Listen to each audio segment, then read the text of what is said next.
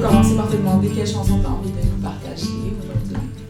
Bien, suite à tous les événements qui me sont arrivés, avec le fait d'avoir eu un cheminement, peut-être même pas attendu, mais un passage obligé, si je peux appeler ça, c'est la chanson de Claude Dubois, Si Dieu existe.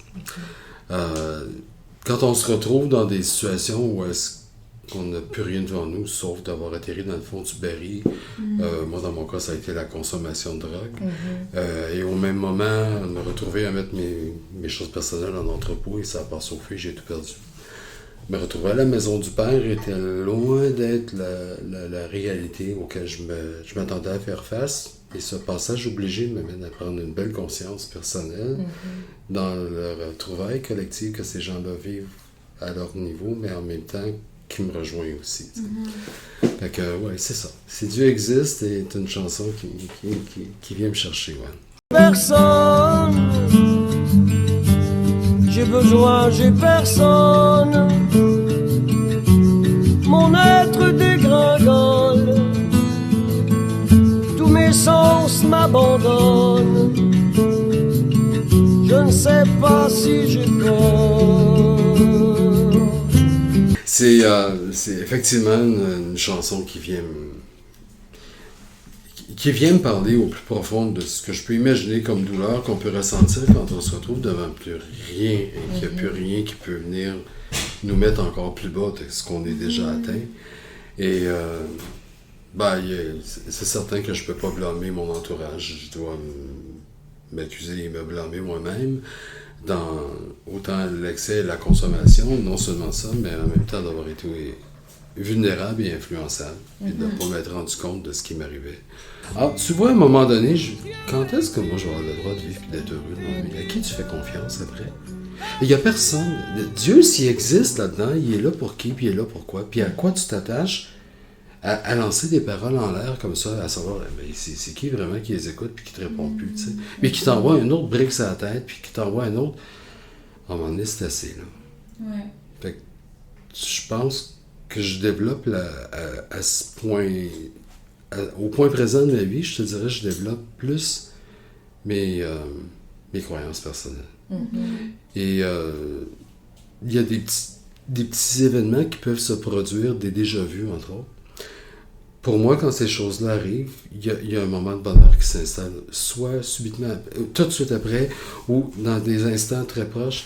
Et c'est arrivé quand je vous ai vu les deux, effectivement. Le Stéphane devant vous est quelqu'un qui a, oui, eu beaucoup de solitude, de temps mort, de temps avec des idées noires, je te dirais. La drogue était peut-être là pour me permettre d'exhuber un peu puis d'avoir un moment d'euphorie à moi-même. Je consommais toujours seul, de toute façon. J'avais jamais personne pour être avec moi là-dedans parce que j'ai jamais cru à quelqu'un d'honnête avec ça. Et le fléau du milieu gay, on sait ce que c'est la méthamphétamine. Alors, moi, je suis tombé dedans pieds joints, puis je me suis roulé dedans, puis couché dedans longtemps. 7 à 8 ans. Alors, oui, je suis allé en thérapie. Oui, Dieu merci. J'ai un employeur, puis une équipe syndicale qui a cru à ce que je puisse aller me faire du bien, finalement, puis me donner le droit d'avoir une meilleure qualité de vie. Et ça a marché. Ça a été des moments heureux et des moments très difficiles là-bas.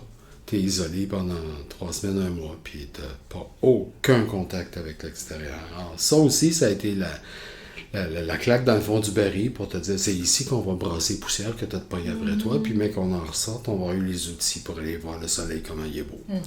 Et t'apprends à t'aimer. Parce que ça, c'est quelque chose que je connaissais pas. Et l'argent n'achète pas le monde. L'argent, à vrai dire, j'y crois plus à ça, l'argent.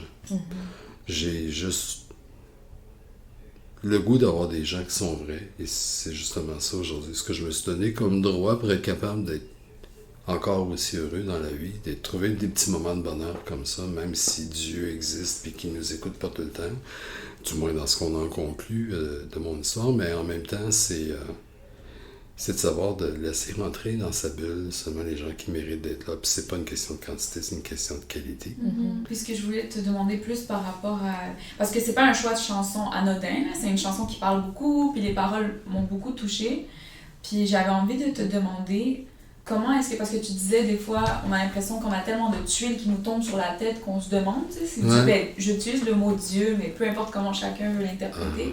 comment est-ce que quand on a tant de tuiles qui nous tombent sur la tête, comment est-ce qu'on arrive quand même à trouver ou à voir que Dieu, entre guillemets, peu importe ce que ça signifie, existe? Dans quoi? Dans qui? Il arrivera un jour, pour ma part, en tout cas, ça a été un événement marquant, mais vraiment bizarre. C'est justement le jour où ma soeur m'a annoncé si je voulais être parrain de mon filleul Mathieu. Et quand elle m'a mis l'enfant dans les bras, elle a dit... C'est correct.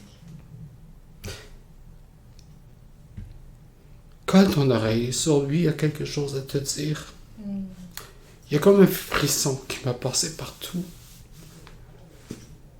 Et j'ai comme eu l'impression qu'il y a quelque chose qui me parlait pas vrai. Inspirant aussi, c'est que ton parcours, d'une part, ben, ce que tu nous partages aujourd'hui, mais même avant d'autres choses dont que tu nous as parlé, est quand même marqué par moments par la perte, c'est d'être cher, la perte d'un emploi. Il y a eu la pandémie que tu m'expliquais qui t'avait encore plus enfoncé. Mais il y a aussi beaucoup de gains dans ce que tu nous dis, tu sais. Que ce soit les animaux, mais... Ben, de là, pourquoi je te dis que mon passage obligé à la maison du Père m'amène à un moment de bonheur intérieur que je croyais pas trouver là. Bon, je suis rendu dans le milieu hospitalier, tu sais, puis je travaille comme préposé aux bénéficiaires en CHSLD. Et mes bénéficiaires, c'est mes petites joies au quotidien. C'est des gens qui nous ont permis d'être ce que nous sommes aujourd'hui, mais dans un passage où est-ce qu'eux ne l'ont pas eu nécessairement facile comme on l'a eu. Ça me parle beaucoup ce que tu dis, parce que je dis souvent que, tu sais, donner, c'est recevoir. Puis tout ce que tu racontes par rapport à être préposé aux bénéficiaires, mais aussi simplement le partage de chansons, le vouloir de travailler avec les gens dans la rue plus tard, c'est une forme de don de soi. On peut se conclure, c'est aussi, t'es un de ceux qui a le plus partagé avec nous les raisons pour lesquelles tu viens au pas de la rue, le fait que tu te trouves comme un home, en anglais, tu sais, une maison, une communauté, un sentiment d'appartenance. Puis je pense qu'on avait comme envie de t'entendre là-dessus sur qu'est-ce que tu viens chercher ici. Tu avais nommé unité, partage, puis insertion sociale. Ouais. Et quand je viens ici, ben pour moi, c'est tout ça qu'on me permet de voir, de croire et de partager, d'être avec des gens qui sont dans la situation, pas nécessairement identique à la mienne, mais qui viennent ici pour à peu près ces raisons-là. De se sentir apprécié, de se sentir aimé, de se sentir quelqu'un. On n'a plus besoin d'avoir peut-être un Dieu rendu là. Mais on a juste besoin de croire qu'on est des personnes importantes à quelqu'un. Puis vous êtes les gens qui nous regardez comme on était des personnes, comme on est des personnes importantes à vos yeux, bien merci.